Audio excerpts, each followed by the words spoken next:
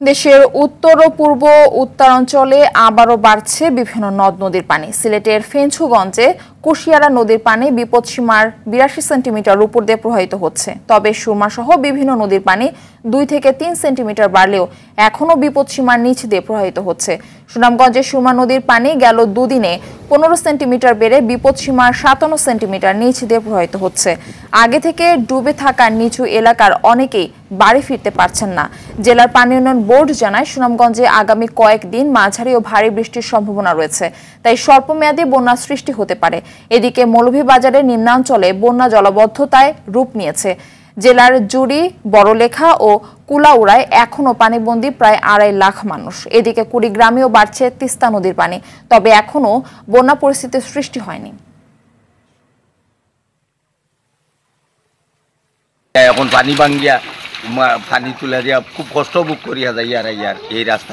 সামান্য বৃষ্টি হওয়ার কারণে রাস্তা ডুবে যায়, যান চলাচল বিচ্ছিন্ন হয়ে যায়। কিন্তু বিগত আজ আমার ২০ থেকে ২৫ দিন যাবৎ কোনো ধরনের গাড়ি আমার বাসার মধ্যে দিয়ে আমি ঢুকাইতে পারতেছি না। এ বিষয়ে আরো জানাতে সুনামগঞ্জ থেকে আমাদের সঙ্গে যুক্ত হচ্ছেন আমাদের সহকর্মী শহীদ নূর আহমেদ। নূর, জানাবেন যে বৃষ্টি আর পাহাড়ি ঢলে বন্যা দুর্গতরা কতটা আতঙ্কে আছেন এবং প্রশাসনের প্রস্তুতি কেমন দেখছেন, এই বিষয়ে জানাবেন। মারফি, দেখুন টানা ১৫ দিন যাবৎ কিন্তু সুনামগঞ্জের মানুষ বন্যার সাথে যুদ্ধ করছে। আর বন্যা পরিস্থিতি উন্নতি হওয়ায় মানুষের মধ্যে কিন্তু স্বস্তি ফিরে এসেছিল এবং মানুষ মনে করছিলেন হয়তো এ যাত্রায় বন্যা থেকে মুক্তি পেয়েছেন। কিন্তু আসলে দুঃসংবাদ তাড়িয়ে বেড়াচ্ছে এই অঞ্চলের মানুষদেরকে। ইতিমধ্যে উজানের বৃষ্টিপাত এবং সিলেট সুনামগঞ্জ অঞ্চলে যে বৃষ্টিপাত হচ্ছে, সুরমা নদী সহ সকল নদ নদীর পানি বৃদ্ধি পাচ্ছে।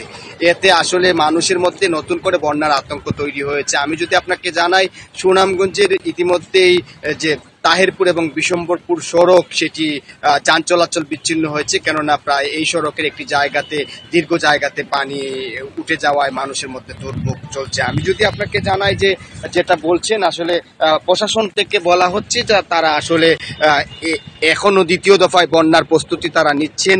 তো পানি উন্নয়ন বোর্ড থেকে জানানো হয়েছে ২৪ ঘন্টায় সুনামগঞ্জে যে সুরমা নদীর পানি প্রায় ২৫ সেন্টিমিটারের কাছাকাছি বৃদ্ধি পেয়েছে।